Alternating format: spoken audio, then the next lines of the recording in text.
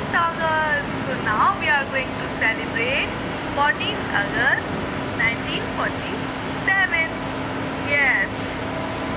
Okay students, today, as you know, today is 14th August 1947 and आपको पता है उस दिन क्या हुआ था? कुछ हुआ था? जी, बहुत कुछ हुआ था।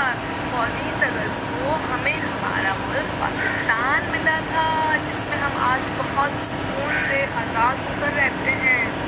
और आपको पता है किसकी वजह से मिला था हमें ये मुल्क? कायद-ए-आज़म मोहम्मद अली जिन्ना, अल्लामा इकबाल, टीपू सुल्तान और भी पता नहीं कौन बहुत सारे लोग जिनको हम जानते भी नहीं हैं, उनकी मेहनत से, उनकी कोशिशों से, उनकी कुर्बानियों से, सेक्रीफाइसेस, कुर्बानी की वजह से हमें हमारा मुल्क मिला है।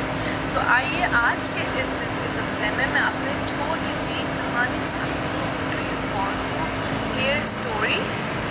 ओके। तो बच्चों, मैं आपको एक टीपू, उसके फ्रेंड्स और उनकी दादी की स्टोरी सुनाती हूँ। एक दिन मॉर्निंग का टाइम होता है।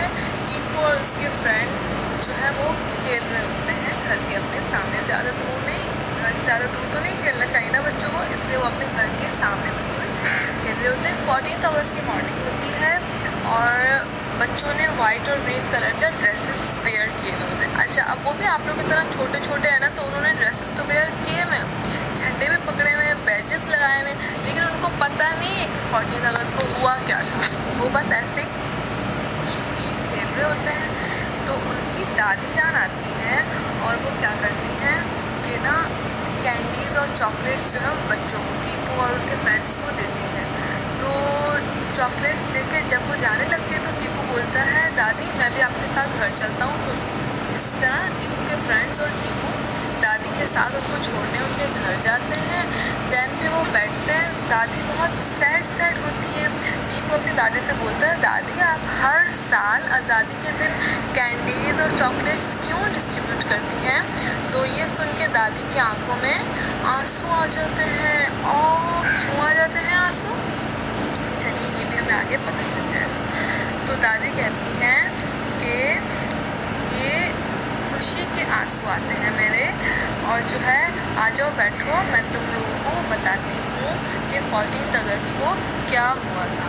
तो टीपू और उसके फ्रेंड बहुत इंटरेस्ट लेते हैं इस चीज़ में और जल्दी खुशी बैठते हैं दादी जान की स्टोरी सुनने के लिए। जब दादी जान स्टोरी शुरू करती हैं तो दादी बोलती हैं कि ये जो 14th अगस्त हम आज इतनी खुशी से झूम झाम के मनाते हैं, इसको मनाने के लिए, इसको हमारा जो मुल्क है पाकिस्तान को आज़ाद करने के लिए हमारे जो बड़े बुजुर्ग थे उन्होंने बहुत ज़्यादा मेहनत की थी, क्योंकि पाकिस्तान आज़ाद करना एक मकसद था। तो टीपू हैरान होकर बोलता है कि दादी मकसद कैसा? तो दादी बोलती है, जी हाँ, ये एक ऐसा मकसद था कि एक ऐसा मुल्क बनाया जाए जिसमें हम अपनी मर्जी से आज़ाद होकर ज़िंदगी गुजार सकें। हम कौन? हम मुसलमान। तो जिसमें किसी किस्म की रोक टोक ना हो। टीपू कहता है, क्यों दादी जान, क्या इससे पहले मुसलमान आज़ाद होकर ज़िंदगी नहीं गुजारते थे? तो दादी बोलती है, बिल्कुल नहीं, क्योंकि पहले हिंदुस्तान अंग्रेज़ों के कब्ज़े में था।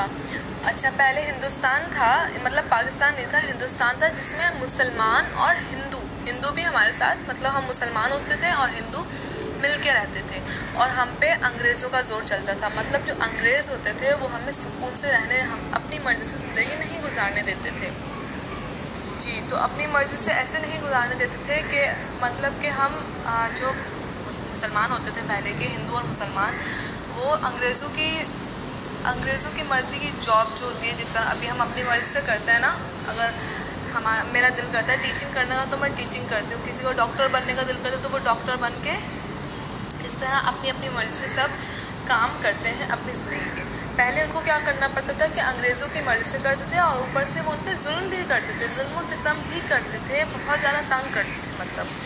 तो फिर एक दिन ऐसा हुआ कि मुसलमानों और हिंदुओं ने सोचा कि जो है ना हम अंग्रेज़ों से लड़कर जंग करके अपना एक अलग मुल्क बनाएंगे, मतलब सेपरेशन का सोचा कि अंग्रेज़ों को अलग कर देंगे और हम अपना एक अलग से कंट्री अलग से बनाएंगे ताकि हम अपनी मर्ज़ी से ज़िंदगी गुजार सकें। इस तरह उस वक्त अंग्रेज़ भी, उस वक्त हिंदू भी मतलब कि मुसलमानों के साथ मिले थे और फिर उन्होंने मेहनत की, जंग, बहुत सारी लड़ाइयाँ हुई थी, बहुत मेहनत की थी। हमें इतना आसान लगता है, ये इतना आसान है नहीं।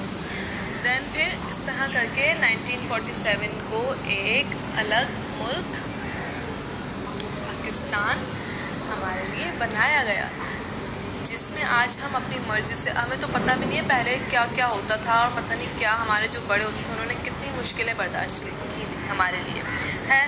फिर हम तो आज़ाद हो गए। तो इस तरह करके 1947 को हमें हमारा मुल्क पाकिस्तान मिला, जिसमें आज हम और आप अपनी मर्ज़ी से ज़िंदगी गुजारते हैं। तो यहाँ पे दादी की कहानी ख़त्म होती है। दैन टीपू खड़ा होता है, जोश से बोलता है कि अब जो है मैं अपने पाकिस्तान की बहुत ज़्यादा खिदमत करूँगा, बहुत ख्याल रखूँगा अपने मुल्क का। टीपू के साथ साथ उसके जो फ्रेंड्स होते हैं वो भी एक साथ मिलके प्रॉमिस करते हैं कि आज के बाद हम अपने पाकिस्तान पर कोई आंच नहीं आने देंगे, कोई मुश्किल नहीं आने देंगे, बहुत सारी खिदमत करेंगे, अपने पाकिस्तान को साफ़ सुथरा रखेंगे, अपने गली मोहल्लों में पौधे लगाएंगे। और इस तरह करके देन फिर हमारी स्टोरी एंड पर पहुंचती है। उनकी बातें सुन के दादी जान भी खुश हो जाती हैं। ओके, तो सिर्फ टीपू और उसके फ्रेंड्स नहीं हैं, आप प्यारे बच्चों, आप लोगों को भी आपस में मिलजुल कर अपने मुल्क पाकिस्तान की हिफाजत करनी चाहिए। ओके, उम्मीद है आप लोगों को ये स्टोरी समझ आई होगी और मज़ा भी आया होगा। तो चलें हम अब कहानी को एंड करते हैं। अल्लाह हाफिज़, take care of yourself, Pakistan जिंदाबाद।